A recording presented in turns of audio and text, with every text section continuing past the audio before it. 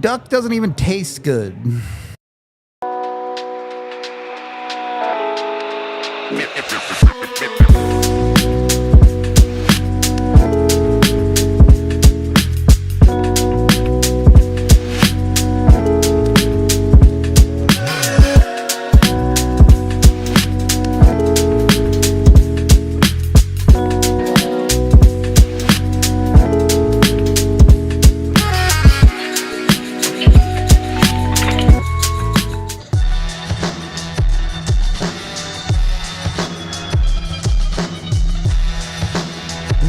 Welcome in to the DNVR Avalanche Postgame Show, live from the Toyota Winners Lounge, powered by your front-ranked Toyota dealerships and presented by Bet365. Avs defeat the Anaheim Ducks 4-1 to move to 11-1-5 on the season. We got J-Mike, we got Rudo coming to you live to break it all down. Felt pretty routine. Yeah, it was a weirdly, I guess uneventful wouldn't be the right word, but it kind of a sleepy game. At times, for sure. Yeah. Long stretches. I feel like the Avs came out hot. Yep. I mean, you score obviously 28 seconds or whatever it was in the first period. You love that. But then it felt like they just kind of coasted there for 20-ish minutes. Yeah. Finished strong like that. Did what they needed to do. Took care of business against, I mean, it was one of the top teams in the West. It was. And still is after tonight.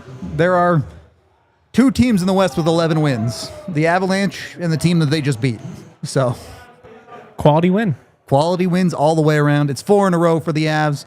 6 of 7. 6 of 7. Back at Ball Arena where they have no regulation losses, I believe. Their one regulation loss came on the road. So pretty good stuff. As far as tonight's game is concerned, let's get into the 60-second rundown first, and then we'll jump from there. J-Mike mentioned the good start. 28 seconds in, Artturi Lehkonen puts one home from the slot area. Feed from Nathan MacKinnon there. Puts the Avs up 1-0. A monstrous first 10 minutes. The Avs seem to lose momentum as teams trade power plays and neither score. Ducks push back, and they do ultimately get their only goal of the game from Leo Carlsson, who seemingly can't miss. That dude just scores every single night right now, it feels like.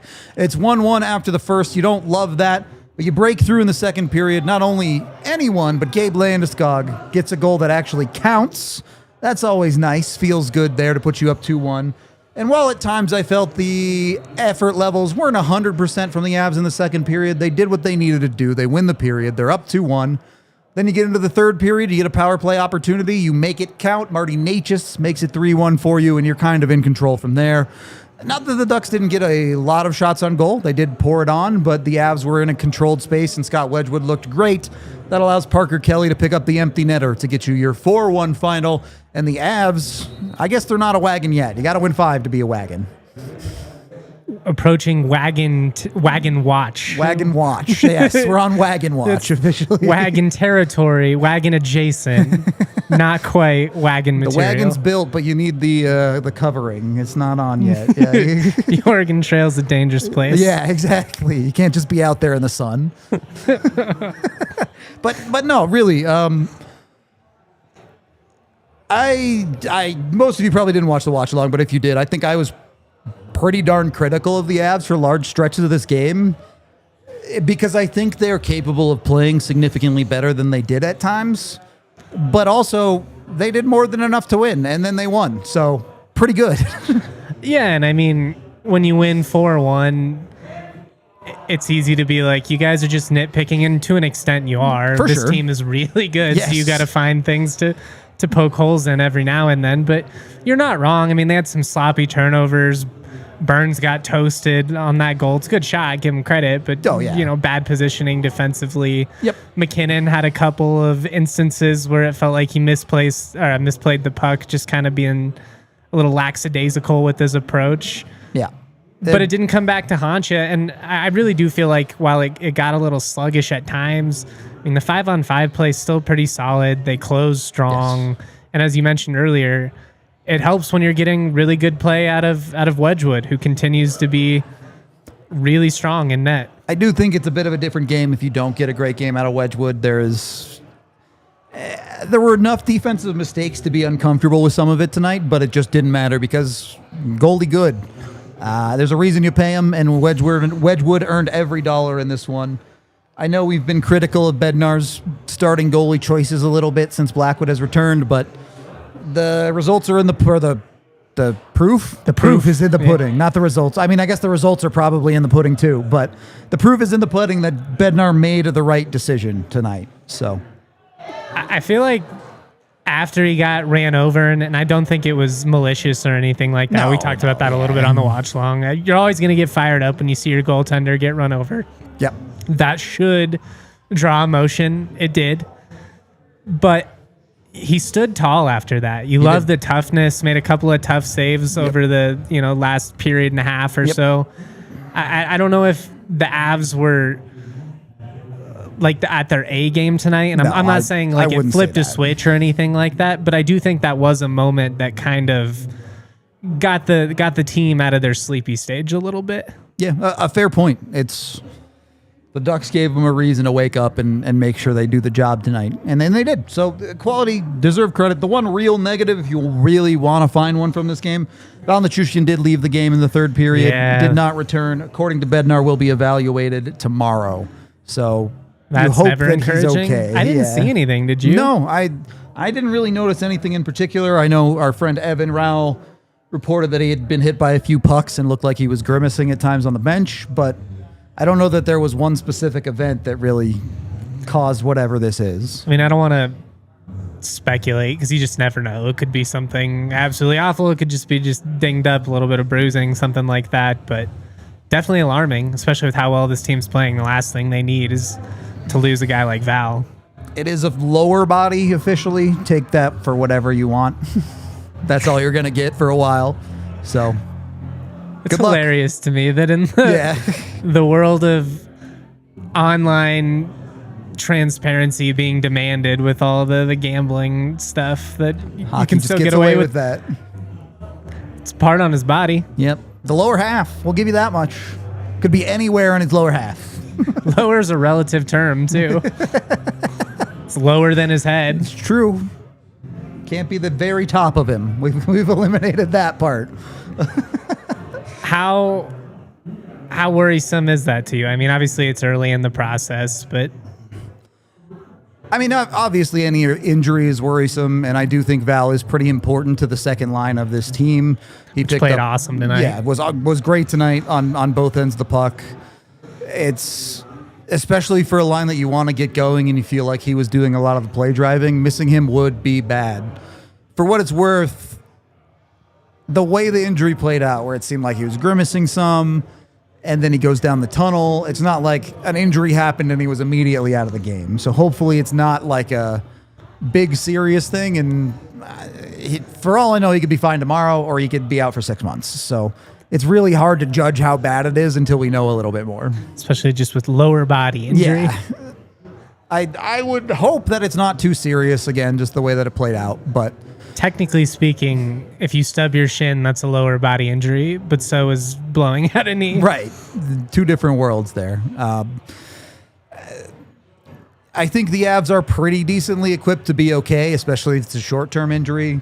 You know, what do you want to give Gavin Brindley a shot there? You can. You have Gabe Landeskog that you're more than willing to move up and down the lineup. You have guys that, if not living up to a second-line billing, you at least trust.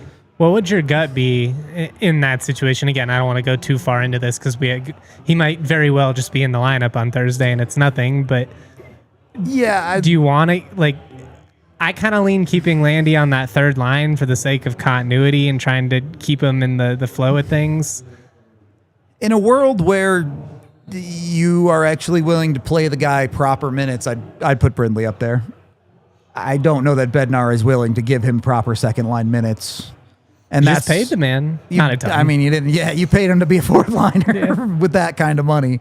I think they'd probably put Landy back there. I know you like what you're getting out of your third line, but I think these last 4 or 5 games we've seen a really good version of Gabe Landeskog outside of they did manage his minutes a little bit on the back-to-back, but when he's playing to his ability, Landy has been really, really good. Obviously, he scores the goal tonight. I think it's too easy and there's too much trust there to not have it be Gabe if they need someone to fill that role. Worst case, if it doesn't shake out. Yeah, you can always switch it later. You can always give the Brindley a chance after that, You could absolutely do a little bit of a split thing there too, where Brindley gets some shifts there, but you don't play him enough, so Landy gets the rest of the shifts there. It's even I just don't want tonight. to overload him right off the bat. It's my only concern. I get that. And, Bednar has kind of thrown the lineup to the wind these past couple of games. Landy was taking first-line shifts at times tonight. Yeah, it's been all over the place. You've seen a lot of weirdness, so just expect the rotating to continue, I think, would be the takeaway of if Val is out especially. Bringing the vibes back around. To the good stuff. Not leaning into hypotheticals. He finally scored. He counted. Did. This Finally one, you can't scored. take this one away. Forever marked down. It only took him 3 years. Hey, I got this at the Arc the other day. $5, best $5 I've ever spent. Easy money. Every $5 you spend, guaranteed goal from Landeskog. That's how it works. No, very nice goal too because of how it gets scored. We've seen some of the ones taken back from Landy are good shots, and Landy's a good shooter, but you can tell he's starting to trust it a little bit more because he's going to those dirty areas. He's in the net front working. Saw him crash a lot more. Crashing, outworking guys. I think, regardless of what the actual quality of the knee is, he's over that mental hump where he feels like he can do it and play the way he needs to play again. Yeah, I mean, he's always going to be a step or two slower than he once was. That's just going to happen with aging, regardless of if you're trying to come back from a catastrophic injury. But I'm with you. It feels like he's trusting his instincts. You're starting to see him play with a little bit more pace, maybe not second guessing so many things. Yeah.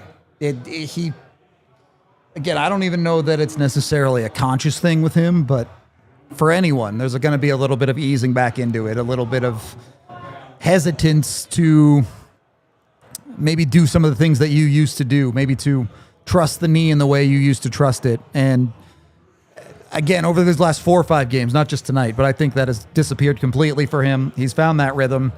His point totals, I know people want it to be more, but the underlying play, really good. It'll come for him. And obviously the goal tonight is the first example of that. And you look through the Avs lineup, and realistically, they had no bad lines tonight. Like, I know we felt like maybe they slowed things down at times, or maybe you didn't love the effort from a play here or there. And I think I would agree with you on some guys, but on the whole on the night, the Avs out-attempted Anaheim at 5v5, 57-47. They outscoring chanced them 33-23. And then the high dangers ended up being 10-10. But by the end of the second period, the high dangers were 9-4.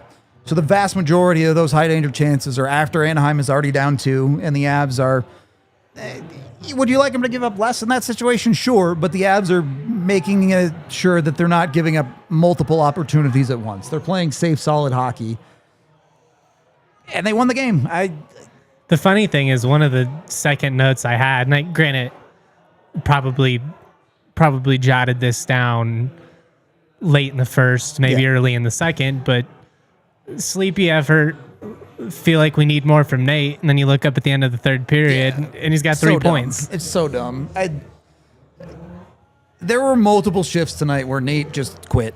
Like, I'm not going to sugarcoat it. Go watch the one where pass misses him and gets dumped into the zone, and Nate literally just stares at it and then skates off instead of going and forechecking. And I know maybe the Avs are changing there anyway, but you go put some pressure on to get your line mates off, and then you go to the bench. And do I care about that? A little. I care about it a lot less when he has a 3-point night and the Avs win easily off of multiple plays created by him. When you're that good, you get away with some stuff. Well, yeah, I mean, the disclaimer is always going to be that he's judged at a different standard, but he's judged at a different standard because he's capable of playing it that way. Yep. And he's earned the right. I mean, he's what? In the NHL lead for points by 6 points tonight, after tonight, I think, because Carlson had 1, not so 5 points. Maybe 6. I don't know. Don't do math on air. Either way, he's leading the NHL in points. He's leading the NHL in goals. I can forgive a couple of lackadaisical shifts to that guy. You might say our man Nate has put on his work boots this season. Company man, zinger. Let's shout out a couple of our awesome partners real quick. We'll keep it going. Starting with Brunt Workwear. Brunt's best-selling Marin work boots are not only built for the toughest job sites, they're completely waterproof. So, whether it's rain, mud, standing water, your feet are going to stay dry. From oily workshop floors to muddy farm fields and everywhere in between, the Marin's 6-inch soft toe is built for workers across a variety of trades. Brunt knows they have the best boots on the planet, so they'll let you try any of their products on the job. Choosing work boots used to mean sacrificing comfort or durability. No more. Brunt thought that was BS. They built tough boots that feel great from day one, no break-in, no sore feet. Because people out there doing real work shouldn't have to choose between comfort and durability. A lot of you out there, you're working in the trades. You're working much harder than my man Rudo and I. do Check not work out hard. these Brunt work boots. They are awesome. With temps dropping and the holidays coming up, it's time to treat yourself or the hardworking man in your life to real comfort. Skip the throwaway gifts. Get him something built to last. Brunt Workwear. Our listeners get $10 off their entire order with the code DNVR at checkout. That's bruntworkwear.com. Use that code DNVR. Order today. Let them know you heard it here on the show. I also would love to shout out the homies at Fire on the Mountain, Denver's favorite local wing joint. They feature hormone-free, antibiotic-free, cage-free wings. Love that. 15 super flavorful, made-from-scratch sauces. They've got everything from mild to insanely hot, anything in between. They've got an incredible craft beer list, killer cocktails, and they've got really cool specials. $5 beers on Mondays, happy hour all day on Tuesdays, handmade appetizers, dressings, nearly everything. They've got Wagyu beef burgers. They offer takeout and delivery. It's an awesome spot. Vegan options. Check it all out. Grab $5 pints on Mondays, all day happy hour on Tuesdays, and they now offer delivery from their Wash Park store. Try the best wings in Denver at the DNVR Broncos tailgate this Sunday against the Chiefs. Big one coming up, and then we'll have Avs coverage later that night. Visit their spots in the Highland and Wash Park. Shout out to Fire on the Mountain. Can always go for some good wings. Not too much spiciness in this game. Second period of the DNVR Avalanche podcast, by the way. Got spicy adjacent at times. There were some tussles there. I mean, they, some after whistle shenanigans. I don't know if I call it spice. It's not sitting there like you don't have tears streaming down your eyes, Sure. but you might get a little sip the Dr. Pepper. Okay, that's like mild for me. Is that hot? So not I'm a soft. spice man. No. I can't be throwing shade. I turned down a jalapeno popper on the watch long. So We're not. it's gonna be a late night. I don't need heartburn. Okay, We're not spicy people. All right. But very Caucasian. I mean, I do what I can. Same, brother. It is what it is. Do we have our 3 stars ready? We can jump into that first. I know we kind of already talked about some of these guys, but star number 3 goes to Scott Wedgwood. You're my wedgie wall. And absolutely could make an argument that he goes higher on this list. I think it actually ended up being 35 saves. I think they added one after the game ended. So ridiculously good performance. And again, I think all saves are timely. Yeah. Didn't get peppered, but he made the saves he needed to make in this one. The ones he needed to make early, especially. This is Set what the I go tone. back to. Like, the Avs only get up 3-1, 4-1 because of a handful of great saves from Scott Wedgwood that allow the Avs to get into a comfortable position, allow them to maybe get away with some of that lack of effort at times, lackadaisical play, whatever you want to call it. It's because they have a goalie they can trust. And yeah, of course, you want the defense to clean up some of those turnovers, some of those bad breakouts. But Wedgwood just nullifies all of that outside of one play that ends up in the back of your net. And it's one that is as poor of a defense it is from the Avs. It's a great play from Anaheim. And nothing Wedgwood can do there. So he stops pretty much everyone you could reasonably expect him to. And any night you give up one, you should win. And he gives us his Jimmy Craig impersonation. I am a hockey player. Comes back, stands tall. Yep. Makes some big saves when he left. He's been so strong this year. What did you make of that net crash? I know we talked about it a little bit earlier, but did you want to see more of a response from the Avs on that? Yeah, but that's just my dumb boy goon brain. Like, punch him in the face. You hit goalie, I hit you. Fair enough. I don't know if it warranted it. I don't think it was a situation where you need to to pour gasoline onto things and escalate. I think had he had to leave the game, maybe that changes things a little bit. Again, you didn't necessarily intend to do it, but you did it. And so, you kind of go back to that quote from Landeskog a couple weeks back when he's talking about it. He's like, I don't, you took our guy down, so I got to do something about it. So, I wouldn't have hated if you saw Manson or somebody, give a little bit of a response, but I think the Avs probably handled things with maturity. It's a late night Tuesday night game. You've got a bunch of games coming up. Let's just get out of here. Yeah, a little bit of know the situation too, right? If you respond in that moment, maybe you negate the power play that you end up getting off of that. Yeah, maybe you give up some dumb goals. You let them back into it, trying to goon it up, and now all of a sudden you put yourself in a bad spot. And for what it's worth, the only goal the Ducks scored in this game was at 4-on-4. So maybe there's some intelligence behind that to the Avs. Ben says it requires a blood sacrifice in the Toyota chat. They technically did get some blood out of Alex Killorn with Marty Necas's stick later in the game. So does that count? Literal eye for an eye? Yeah. I hope he's okay. That looks pretty sketch. I don't think it was in the eye, but definitely bleeding from the face, always scary. So obviously we hope Killorn is okay. Not even the guy who ran Wedgwood, so whatever. No, we're not. But star number 2. Begrudgingly giving it to Nathan MacKinnon, because if you have a 3-point night and you're the only guy in your team that has a 3-point night, you got to go on the Stars. It's tough to argue against it. I don't know how you can. And it's not. The first goal is a great play from him to Leckie to the net front area. I mean, that goal enough is probably justification to be in the conversation. Honestly. It was an incredible play. And then the third assist is on an empty netter, but he still does good work to win a puck, find Parker Kelly, and make it an easy one and put this game away. Yeah, if I'm going to whine about him being a little sleepy and lackadaisical at times early on in the matchup, you got to praise him. Yep, when he does the work. They didn't need that empty netter. No. The game was over. And you reward your teammate, which you love too. Seeing a guy like Parker Kelly get one. Who absolutely deserved it tonight, by the way. Parker Kelly was awesome in this game. That felt fitting. Yeah, the right guy got the empty netter. We'll put it to you that way. That felt like the spirit of the empty net, like how you would choose, like, sure, and we're not Mikoing the situation here. No cheap garbage. Yeah. Hard work by Nelson through the neutral zone. Well played by MacKinnon to get to the puck, win the space, and then find Kelly, and Kelly with the easy finish. And then the second assist was on the power play, which I do appreciate, putting a puck towards the net. MacKinnon was actually playing for the redirect there for sure, but on a power play that you just need pucks to the net and you need goals that way. Yeah, it's a nice finish from Necas to make sure it goes in on the backside. It's a nice deflection or whatever happens up high with Leckie and the guy he's tied up with.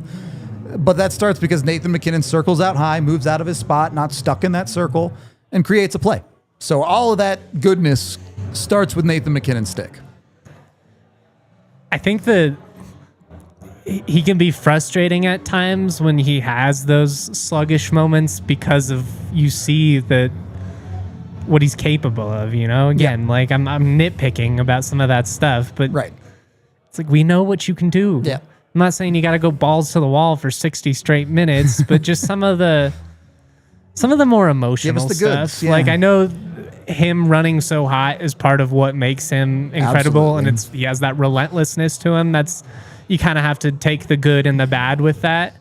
But it is frustrating, and I'm sure there are times that it makes Bednar want to pull his hair out, but you just kind of got to roll with it. Oh, and that's why it's important. And then important. He still gets you 3 points. Yeah, right. He still gets you 3 points. And if Mac is the emotional, all-over-the-place guy, you have a pretty level-headed guy as your number one star and your captain of your team, and Gabe Landeskog. We already talked about it being his first goal in forever. Also, the game-winning goal tonight, by the way. So, not a meaningless goal by any stretch for Landy. It's 3.5 years is a long time. It is. That is a very long time. It's almost a presidential term. I mean, I'd vote for Landy for president. Oh, captain, my captain. Yeah. Oh, prezi, my prezi. Exactly. We can make him an honorary American. It's fine. We've had worse candidates. Landy is so much for this hockey team. Like, yes, obviously you love that he gets the goal. You feel like he should probably have 3. His production is actually, it's still not where you want it to be, but it's in a fine spot, especially if you're calling him a third-line player. Your production levels there are fine. but he does great possession work. You trust him defensively. He'll stand up for the team whenever you need it. He's the captain, obviously, for a lot of those reasons, but he's also your emotional center. He's the guy that when Nathan MacKinnon snaps his stick for no reason going to the bench, who'll sit there and be like, Nate, relax. It's fine. Easy, bud. Yeah. He does a little bit of everything for this team in that way. And he just deserves everything that he earns. Deserved the goal tonight. Deserves a million more goals this year. That there's a lot of indicators saying that his production should pick up quite a bit if he keeps playing the way that he's playing.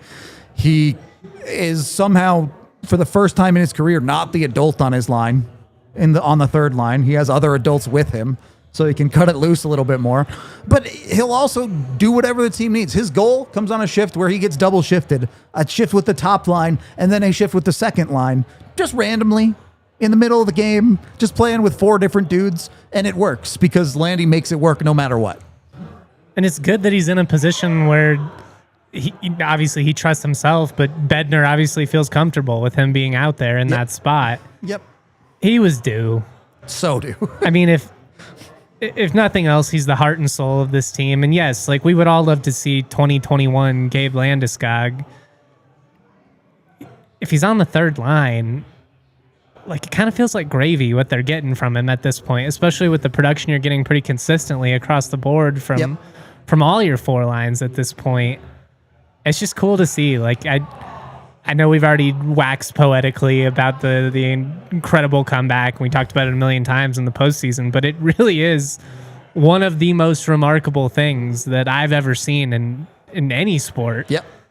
It's one of the longest times out of any player to actually return, let alone be an effective player for your team. So I will admit, though, when you started talking there, I just kept thinking about like MacKinnon snapping a stick or something like that. Them going back to the locker room and just like Gabe gently stroking his hair, just easy, Nate, handing him some like fruit snacks or whatever healthy, probably not fruit snacks for MacKinnon, too much sugar. An accurate. MacKinnon is the horse the Avs are going to ride, but Landy's the jockey steering that horse like 100%. Easy, Nate. But it's great to see him back. It's great the goal finally counts. I really do think Landy means the world to this team. And there's no secret that the Avs have gotten off to the start they have with Landy back in the fold. In the city, man. Like I would have loved to have been in Ball Arena tonight just to hear the crowd and the reaction. I mean, I saw a lot of posts about it. The clips are obviously really cool. Mm-hmm. There's an energy that he's going to create for this team that's just infectious. And honestly, like Ball Arena is a tough place to play. And a tight game, Landy making a big play and Ball Arena just going absolutely ape shit. Like that really could be a factor that swings a game in your favor, you know? I mean, it's an energy that's just going to be really unique with this team, and it's inspiring. I love it, but I love almost everything about the Avs right now, so maybe I'm biased. And I want to continue this conversation of the stats with checking the stat sheet and Dick's Sporting Goods. Did not make the 3 stars necessarily tonight, but the guy I want to check in on the stats with is Cale Makar. Did pick up an assist tonight, ends up on a +2, had a couple of blocks. A pretty routine night for a guy like Cale because that's the expectation of him. He also gets the tertiary assist, doesn't count for anything, but on the power play goal, he is the guy who passes it to Mac. And he had that juice tonight. I think for a team that at times let their foot off the gas, Cale Makar recognized, hey, we're against a young team. Their defense is a little bit fast and loose. Almost every time he got the puck in the offensive zone, he was churning his feet, he was getting to the open ice, and he was making Anaheim scared. Just felt like he was making things happen, really manipulating space well. I mean, things he does pretty consistently. But yeah, he was locked in tonight. Yep. It's fun to see when you can get a little bit of that out of Cale, and maybe the production isn't outrageous. You know, 1 assist is good, but not great for Cale Makar. And not need more. Not come away with this feeling like, oh, we really needed more from Cale tonight. No, he played really well. The stats don't necessarily perfectly reflect it, and that was more than good enough. Sick. Oh, and he's one of those guys where the stat sheet isn't necessarily always going to tell the entire tale, just everything he's doing to impact the play. He's too good to be contained to numbers. Too good for computers. Yeah, exactly. So did want to shout out Cale there. The other thing on the stat sheet that I wanted to get into here, do we have? Shout out Dick's Sporting Goods, too, by the way. Yeah, Dick's is the place. You can get DNVR merch at local ones here in Colorado, so go check them out. There is another stat I wanted to get into, but it looks like we need to take our break here, so. Choose chill. That's what our friends at Coors Light encourage you to do so. Coors Light hooking us up. Big time homies, big time friends of the podcast. Look, guys, life's going to test you. You're going to get stuck in traffic. You're going to have to do chores you don't want to do. The holidays are coming up. The holidays are just tiring. Like, there's magic in it. Describing your day at this point. Yeah, like going shopping and all that. I mean, it's just, it's a whole ordeal. Maybe you've got in-laws that are annoying. You don't want to bring the vibe down, though. You don't want to ruin all the Christmas cheer. Make sure that you choose chill, put yourself in the right state of mind. Then, when you're kicked back, maybe you got a little bit of hockey on. Grab some ice-cold Coors Light. When the mountains turn blue, it's as cold as the Rockies. Cold lagered, cold filtered, and cold packaged for a smooth finish. Make the most of the times you choose to chill. Choose Coors Light. Get Coors Light delivered straight to your door. Visit CoorsLight.com/DNVR. Celebrate responsibly. Coors Brewing Company, Golden, Colorado. Beer. I love beer. You know how you can buy a little bit more beer, get a little bit of more beer money in your pockets? How so, Rudo? Make sure you're tracking your finances with Monarch. You can go get Monarch today. Highly recommend you go use the DNVR code over at monarch.com. You get 50% off your first month. 6 months? Year? I think it's first 50% year off your first year with Monarch with the code DNVR. It doesn't have to be the fanciest thing in the world. You don't need to track every dollar, but you need to have a good idea of what your finances are, and that's where Monarch comes in. It's like a financial command center, which will show you what your spending habits are, what exactly you're spending on. It can show you your finances, it can show you your investments. It's an entire picture of what your money is when you put your money in with them, and it's proven to be quality stuff. It was rated the best app of 2025 by the Wall Street Journal, or at least the best finance app. Also the best app for couples by Forbes, and a ton of other awards through Monarch Money. So make sure you're getting with Monarch Money right now. Go download it at Monarch. Download it. Just use it at monarch.com. It's great. I don't know what else to tell you. Like, if you care about money and tracking it. Look, if you want to be smarter, if you want to track your finances, don't let this financial opportunity slip through the cracks. Use that code DNVR at monarch.com in your browser for half off your first year. That's 50% off your first year at monarch.com with the code DNVR. Hit that like button, y'all. If you're tuned in, we're almost to 100. You know the drill. Yeah, I would much like a winner shot tonight after that. Let's get there. I want to do some Dr. Dubs. 350 of you in here, we can get to 100 for sure.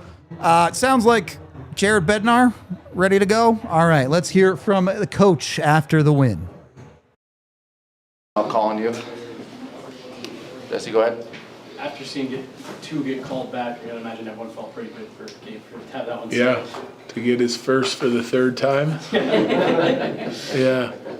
Yeah, no, he's had some tough luck, obviously. Still playing well, he's been chipping in, and, finally he gets one on the board that counts. So it's really nice to see. I love the ovation from the crowd, and they were into it as well. So big goal for us. Eric. What is the update on Avalanche shooting? Yeah, I don't know. We'll evaluate him tomorrow and then have a better idea of what his timeline is. What was the injury? Lower body. Ryan. I guess you can call this team the streak executioners at this point. So yeah, the New Jersey Devils had an 8-game winning streak. You guys beat them 8-4. You guys beat the Lightning, and now another team that was on a big winning streak. What's been? I guess I wouldn't say the secret, but what has this team done to beat teams of this caliber? I think it's good commitment to defend the right way. Offense has been rolling. I think it's a little bit of everything. It's trying to become as well-rounded as we can be. We've been getting good goaltending, good special teams. Like I said, the commitment on the defensive side has been good, and we're getting contributions offensively from different lines and different guys every night, and consistency's been good. So, that's just kind of focusing on our process of what it takes for us to be successful. And it's been a gauntlet of games. Like, it's a tough schedule. Like, we've been in and out of town and playing some back-to-backs, and I don't think it's easy for anybody. It's not exclusive to us. But, I could tell again today that we were lacking a little bit of energy at times. And the fourth line, again, for me, stepped up big time tonight. Like, they had a really good night, and that you can tell they're visibly got a little bit more jump than the rest of our guys that play a lot. So, rest is key at this point, and we finally get a little bit of a breather here coming up in a couple games. Colleen, then Evan. Just what's the importance of them coming hot out of the gate like that, scoring as quickly as they did, to just keep the momentum going in the game? Yeah, great start. First shift we score, obviously, and I liked our first period. I thought the second period we had a little bit of trouble keeping up with them. Like, they looked like they had some good jump, and that was most like, hey, you got to give them credit. They're jumping guys into the rush. That's their game, and we didn't manage some of our entries very well. So we had some turned over pucks. Like, I felt like when we played in behind their D and got on pucks with our forecheck that we had more success. But we turned over some pucks, and then we had some not great F3 decisions, which turned into some odd man rushes against. We survived them. I thought our D did a nice job in odd numbered situations, kind of keeping them less dangerous than what they could have been. And then Wedgie made some big saves, so we survived that, and then we came out and had a better third period, I thought. Evan and Corey. You mentioned the fourth line. Bartek was very noticeable out there tonight. Does it feel like the game's maybe starting to slow down a little bit for him? I think it is, yeah. That's 2 out of 3 games. Well, I didn't mind him in Vancouver either, but 2 out of 3 games when that line's been really good. They were an impact line for us in Edmonton. I thought our whole team had really good jump, but they went out and got us 2 goals, so they're starting to chip in a little bit offensively. And then tonight again, I thought they kind of turned the momentum for us a little bit when it was slipping away from us, and all 3 of those guys are playing really well right now. Corey. Is it, I don't know if useful or valuable is the right word, but just you guys are winning so many games, but you're still finding things that you can sort of forget. Like, they're not, you're winning without the A game necessarily. Yeah, well, I mean, it's a marathon, so you're not always going to have your A game. You have to find ways to win when, you got some guys that maybe aren't at their best, or the whole team is a little sluggish. You got to, so we talk about those things, but good on the guys for just sort of staying focused and committed to what we're doing, even if we're not great at times. There's still lots of challenges, there's something to learn from every game, whether you win or lose. And I think our guys have been doing a good job, sort of taking in the information we're giving them and still staying focused. And it's just it's no different than any other year. We're just trying to keep pushing the standard to as close to perfection as we can. And some days it's a long ways away, and some days it's pretty close. Last you, Megan, Arif. You talked a lot about the fourth line, but I wanted to know how they're able to make such an impact in considerably limited minutes. Yeah. Well, that's their job, number one. We expect guys to be good with the minutes that they're given, right? And it takes a special kind of focus, right? And you got to stay in the game and stay in it on the bench, and you got to be ready. And for young players, 2 of them especially, they're doing a really nice job of that. But more specifically, what I think's leading to their success right now is that they're skating real well, and they're playing as a connected group of 3. So they're all 3 of them are always around the puck. Like, when one guy's touching it or in a battle for the puck, the other 2 guys are close and they're getting there quickly. So they're getting numbers on the puck, and all 3 of those guys have been really competitive. It's a relatively simple plan, but it's still effective. So hopefully they can continue that, and we're going to need them here. Arif finishes Bailey. Jared, this is the year where you have the depth, up front on the blue line in the crease, but this is also the year where, as of right now, McKinnon is leading every category. Makar is sweeping the D categories. Wedgwood has the most wins in the league.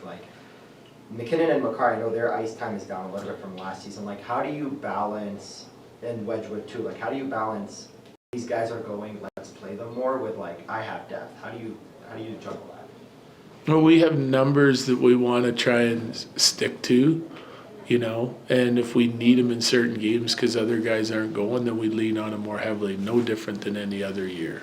Them playing well like they've been playing well since they got here, since I've been here, So them playing well is not generally the reason why they play more. It's the need in the game, right? You're going to lean on your top guys when you got to come up, especially your top offensive guys when you're playing from behind.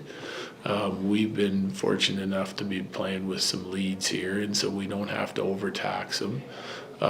If everyone else is playing well and we have a good rhythm going to our game, then I'll continue to use everybody, Yeah, that's kind of my philosophy. We don't overtax them when we don't have to, and when we really need on them, we rely on them heavily. It's no different probably than any other team in the league. Finish, Bailey. Following tonight's game, Gabe Landeskog maybe said the game isn't perfect, or there's still things to work on. Yeah. You guys currently lead the league in points. I know you're not maybe one for standings, but is that something to celebrate or take positively? Yeah, I think it's just you have to celebrate the wins, and when guys are doing a good job, you should feel good about it. It's a lot more fun winning than losing, and we're here to have fun for 8 months while we get better as a team. We want to enjoy ourselves and make it an enjoyable experience for everybody, and we're trying to do that. And we still have our eye on the prize at the end. Doesn't mean we're going to stop trying to push these guys to be better or stop trying to improve as a team. We're not going to get complacent. We're just keep going about our business, and hopefully we can continue to keep winning games and keep having fun along the way, so we're the best team we can be come playoff time. Thank you. Thank you. Always businesslike with Jared as Bailey Curtis, the courtesy call, joins us from Ball Arena to break this one down. Bailey, I heard a rumor that the Avs win song is Taylor Swift. Is that true? The fate of Ophelia was blasting in that locker room when we walked in. It was, as a Swiftie, I don't know where you guys stand on this, but as a Swiftie, that was a little fun to walk into. It's a little different from what we've heard in the past. I'll say that much. Going from DMX to Taylor Swift. Who do we think's playing that one? Ooh, I don't know who's a Taylor Swift fan of the Avs. Probably Landy. That'll let's have be to be honest. something. If it goes to the game winner, that would be poetic. I'm down. I'm down for this angle. Kind of fun. Bailey, kind of a weird game. J. Mike and I were talking about at times it felt like maybe there was some lackadaisicalness from the Avs, but also 36 shots. How do you merge those two? I mean, it comes down to the Avs playing the kind of hockey they needed to when they needed to do it, I think. You've heard Bednar mention that, not taking those shots and not doing those things that they needed to do have contributed to losses. And it's funny, when you shoot the puck generally go in and win happen. Right? So that's if that's how that goes. Anyway, no, it seems like they were doing the right things at the right time and built their game off of the momentum that they created throughout the different periods of the game. Yes, it looked messy in some spurts. Yes, Anaheim maybe looked like the better team at times. Yes, the Avalanche lacked that energy, but they made the shots they needed to when they needed to do it. They created some maybe not super dangerous chances at some times, but they're shooting. They're getting that puck volume up, and it ultimately won them the game, I think, here tonight. Were you surprised at all at the way the Avs kind of coasted after such a hot start? I mean, you scored 28 seconds in or whatever it was, and then it kind of felt like really up until, I don't know, Wedgwood got ran over, it just kind of felt like they were floating out there. A little bit, yeah. And that's something Bednar, as we just heard mentioned, that lack of energy. And I think that's just going to come after the crazy schedule that they've had, something he also mentioned. And being able to find some breaks here in the next week or two and building off of that is definitely, I think, going to help some of those periods of lacks of energy. But I don't know as though I was really surprised. I go back to talking about that momentum, right? And yes, where they lacked energy, they also had really good spurts of really good hockey where they built off of a lot of the really good chances they were creating, a lot of the possession that they had in the ozone, and making something of that. So it sucks that maybe that's what it takes is your goalie getting run over, but they made good of what they had. Have the Avs had their come to Jesus moment about the power play? They get a couple against Vancouver. Yeah, I know the shorty happened, but they get another one tonight. They go 1 for 4. They had at least one other power play that looked pretty good. Are we at least starting to pick up a little bit of confidence in the power play? I think it's building slowly but surely, and that's all you really want, right? Is and something you and I have talked about multiple times so far this season is the expectation for the power play. We're not always expecting a game like New Jersey where they're going to pull up or put up 4 of 6 chances or whatever it might be in any given night. But getting one or at least having dangerous chances on the power play. There was one power play that it did not look like they knew what they were doing at all. But Yeah. most of the power plays, like, they looked good. They were creating good chances, taking good shots, creating good movement. And that's the expectation, right? Is that they can do that 9 times out of 10 or at least hit that mark of probability night in and night out where they're creating those high danger chances on the man advantage, especially for being as good of a team as they are. That has to be the expectation, is that you're going to produce at least some sort of danger on the chances that you're given. Maybe it's not every single one, but it's, most of them, right? Yep. You would hope. At least look dangerous, if not actual dangerous. And frankly, the Avs just need to be actual dangerous and score goals, and that's what they did. It wasn't the super fancy 6 passes, great play. It was McKinnon throwing a puck at the net from the point. It hit some stuff, and Nate just puts it home. Greasy hockey works just as well. Yeah.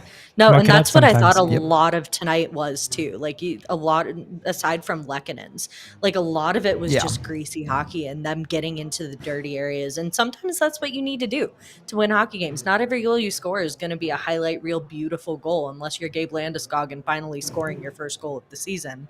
But they're all beautiful getting, then, yeah, every single one of them. But sometimes that's what games like this need, right? Is you've got 2 really good teams playing best. Like, we've talked about best on best hockey a lot here in the last week with, Edmonton, then Vancouver. But these are 2 of the genuine top teams in the league going head to head. And sometimes that's what you need to create to get past those really, really talented players on the other side of the ice. Nothing needs to be pretty. It doesn't need to be pretty because sometimes that's super easy to telegraph. But if you can get into those gritty areas and create some of the high danger chances that way, I mean that's how you win hockey games sometimes, and that's exactly what the Avs did tonight. Yep. Especially against a young team like Anaheim, right? That's a team who is happy to play pretty hockey and open it up and be youthful and fun. And the Avs got it done, and I don't even necessarily would say outworking them, though they definitely did some of that. But they taught a team that wanted to play fire wagon hockey, you have to actually play defense too. Yeah. No, absolutely. It's the name of the game. Did want to talk about, as you heard from Bednar at the end of that, his willingness to play everyone if given the opportunity. And McKinnon just shy of 21 minutes tonight. Nate just shy of 21 minutes tonight. Those are the only 2 forwards over the 20-minute mark.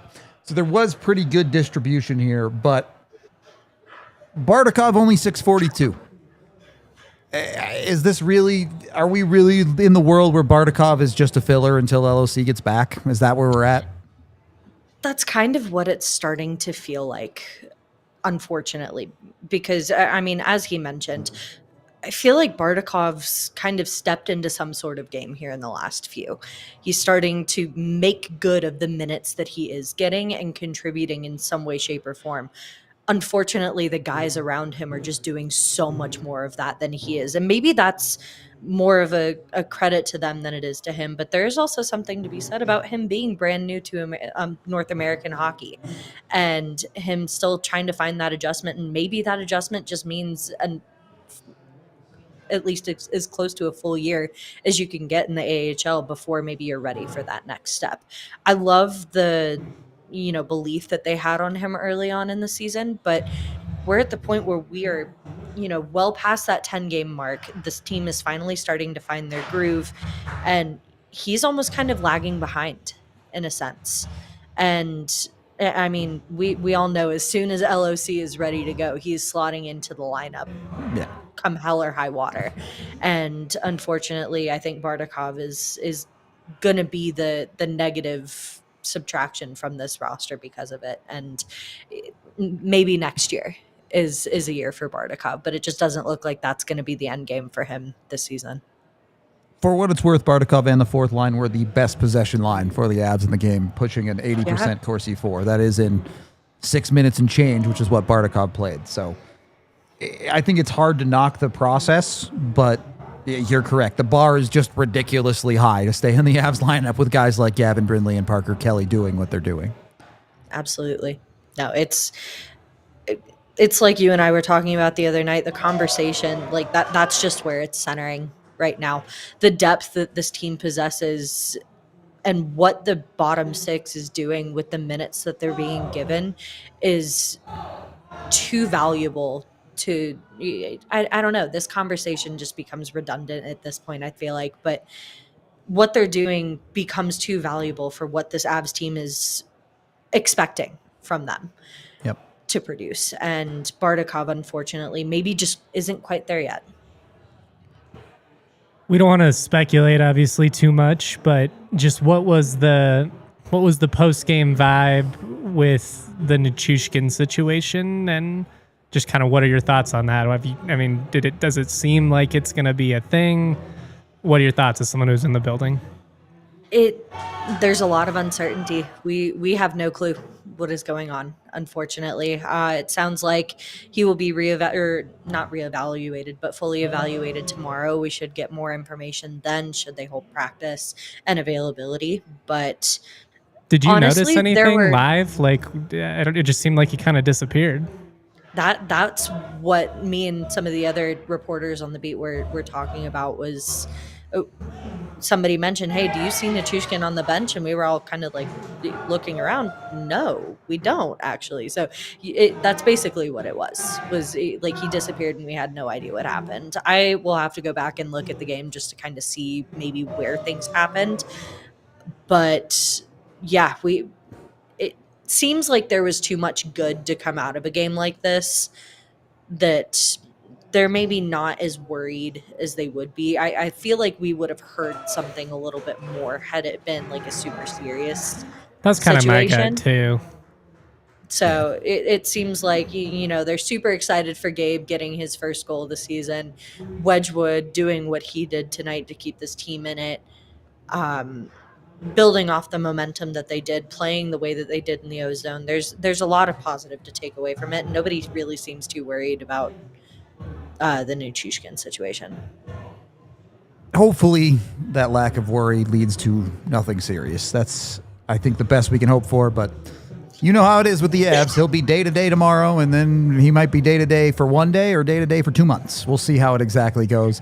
Sounds like we heard most of it there, Bailey, but final thoughts here before we let you go?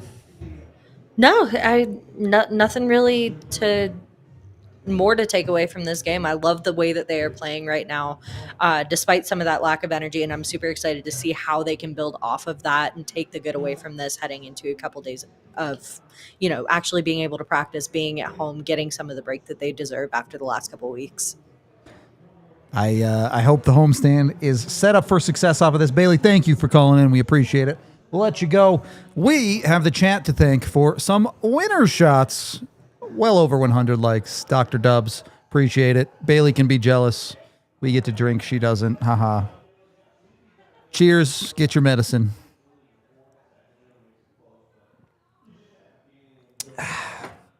It's good stuff. I think kind of a good point from Bailey there. This is a continuation of quality play from the Avalanche. This is not a one-off game where you feel like, the Avs played pretty good. You're now talking about, in the last 3 games, obviously you're getting into ridiculous numbers where you have a 9-goal game, a 5-goal game, a 4-goal game. The offense is well beyond where it needs to be. But look at the chart. The Avs have 1 2-goal game in their last stretch. They have more 8+ goal games than they have 2-goal games in this stretch of hockey. Everything is coming together in the way I think we felt like the first 10 games you knew it was going to. But maybe more importantly, there's a 3-2 win in there. This is a 4-1 win, which 4 is nice, but you're also seeing giving up 2 against Vegas, giving up 2 against Tampa. The Oilers game is its own thing a little bit. You only give up 1 tonight against Anaheim. This team is playing pretty darn complete hockey. Yeah, I mean, the all-around effort from this squad has been pretty impressive, and I think the consistency with which they're playing at such a high level is pretty remarkable. And obviously, at this time last year, it was a completely different situation. The roster was in flux for sure. In flux. There was still so much to be determined with Mikko. The goaltending situation, you were just like now starting to get ironed out.